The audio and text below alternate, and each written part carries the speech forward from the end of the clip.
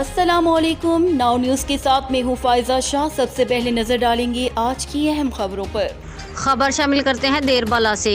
دیر بالا اشیری درہ تحصیل ارجب میں بلدیاتی الیکشن کی تیاریاں روج پر۔ ہر پارٹی اپنے امیدوار کو کامیاب کروانے کے لیے سرگرم ہے۔ دیکھیے دیر بالا سے بخت منیر کی لائیو رپورٹ میں۔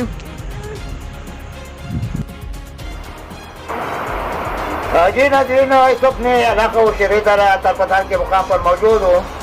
جیسا کہ آپ کو معلوم ہے کہ پاکستان کے کچھ اضلاع میں بلدیاتی الیکشن ہو چکا ہے، جبکہ کچھ اضلاع ایسے ہیں کہ وہاں پر بلدیاتی الیکشن کے لیے تیاریاں زور شور سے جاری ہے۔ میں دل لطیف بالا کے علاقہ اشیری درہ میں کھڑا ہوں، اور دل لطیف بالا میں جو کہ کئی تحصیلوں پر مشتمل ہے، جس میں تحصیل لرجم جو کہ ابھی اس کو تحصیل کا درجہ دیا گیا ہے۔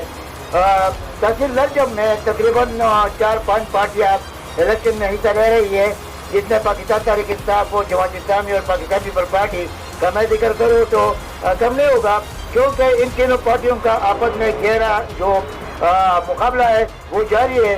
ہر ایک پارٹی اپنے آپ کو منوانے کے لیے، لوگوں کے دلوں میں جگہ بنانے کے لیے خوش یہ مصروف ہے۔ پاکستان تحریک انصاف کی طرف سے سابق ناظم کوثر پالام عبداللطیف خان، جبکہ پاکستان پیپلز پارٹی کی طرف سے مشیر اللہ خان، جبکہ جماعت اسلامی کی طرف سے حنیف اللہ ایڈوکیٹ جو کہ سابق دلی زکوٰۃ کمیٹی کے چیئرمین بھی تھے اور سابق ناظم بھی رہ چکے، وہ بھی اپنی خوشی میں مصروف ہیں۔ مختلف مقامات پر جمہوریتی تقاریب منعقد ہوتے جا رہے ہیں۔ ہر ایک پارٹی اپنی پوزیشن کو مستحکم کرنے کے لیے خوش مصروف ہے، جبکہ مختلف مقامات پر جو کامل میٹنگیں ہو رہے ہیں۔